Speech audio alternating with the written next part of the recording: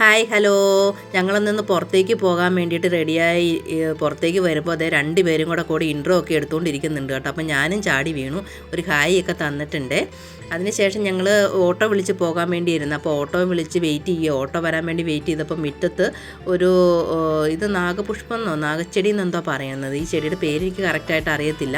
അതിലൊരു തുമ്പി വന്നിരിക്കണം. ആ തുമ്പിയാണ് ഇവർ ഇതുകൊണ്ടത്, തുമ്പിയാണ് കാണിച്ചത്. നിങ്ങൾക്ക് കാണാൻ പറ്റുമോ അറിയത്തില്ല. ഇവർ എത്ര എന്തൊക്കെ ശ്രമിച്ചിട്ട് ഇവരത് പറന്നു പോയില്ല കേട്ടോ. അപ്പോൾ അതും ഷൂട്ട് ചെയ്തുകൊണ്ടിരിക്കുമായിരുന്നേ. അതിനുശേഷം ഓട്ടോ വന്ന് ഞങ്ങൾ ഓട്ടോയിൽ കയറിയിട്ട് ചെറിയൊരു ഷോപ്പിംഗ് ഒക്കെ ചെയ്യാമെന്ന് പറഞ്ഞുകൊണ്ടാണ് പോണത്. ഞങ്ങൾ നേരെ ട്രെൻഡ്സിലേക്കാണ് പോകുന്നത്. ഇത് നമ്മുടെ വൈക്കത്തമ്പലത്തിൻ്റെ സൈഡിൽ കൂടെയുള്ള വഴിയാണ്. ഇത് ചെറിയ റോഡാണ്, അത്യാവശ്യം വീതി ഒക്കെ കുറവാണ് ഈ റോഡിന് കേട്ടോ. അപ്പോൾ ഞങ്ങൾ ട്രെൻഡ്സിലെത്തിയിട്ട് ഞങ്ങൾ കുറേ ഡ്രസ്സും കാര്യങ്ങളൊക്കെ നോക്കി കേട്ടോ. പക്ഷെ ഞങ്ങൾക്ക് അങ്ങ് ഇഷ്ടപ്പെട്ടില്ല. കാരണം അതിൻ്റെ തുണിയാണെങ്കിലും അതുപോലെ തന്നെ എന്താ പറയുക, ഭയങ്കര റേറ്റൊക്കെ ആയിരുന്നു. അതുകൊണ്ട് നമ്മൾ ജസ്റ്റ് എല്ലാം നോക്കി.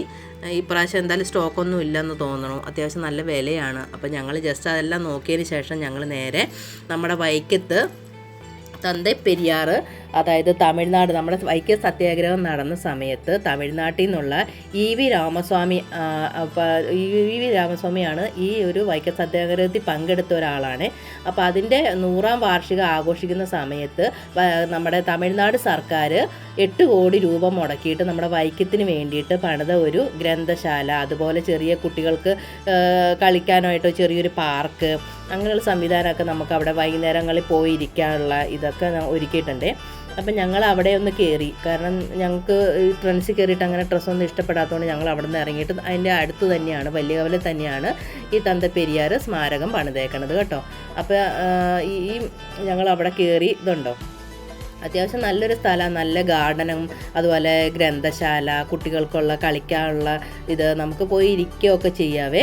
ഇ വി രാമസ്വാമിയുടെ ഒരു ഇതും വെച്ചിട്ടുണ്ട് അവിടെ. അപ്പം ഞങ്ങൾ നടന്ന് പിന്നെ അവിടെ നിന്ന് ഇറങ്ങി. മഴക്കാറുണ്ടായിരുന്നേ. ഇത് വൈക്കത്തമ്പലത്തിലെ ആർച്ചാണ്. പിന്നെ ഞങ്ങൾ യൂസാമിലും ഒന്ന് കയറി കേട്ടോ. ഇനി ഞങ്ങൾക്ക് അവിടത്തെയും ഒരു ഡ്രസ്സൊന്നും അങ്ങനെ ഇഷ്ടപ്പെട്ടില്ല. അതിനുശേഷം ഞങ്ങളൊരു പിസ്സയൊക്കെ കഴിക്കാൻ വേണ്ടിയിട്ട് ഞങ്ങളൊരു കടയിൽ കയറി.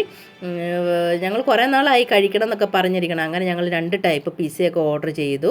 അപ്പോൾ പിസ്സയൊക്കെ വന്നു. അതിൽ ഇത് മഷ്റൂം പിസ്സയാണ്. ഇതൊക്കെ ഞങ്ങൾക്ക് അങ്ങനെ അത്ര ഇഷ്ടപ്പെട്ടില്ല. അപ്പോഴത്തേനും വലിയ മഴ പെയ്തു കേട്ടോ.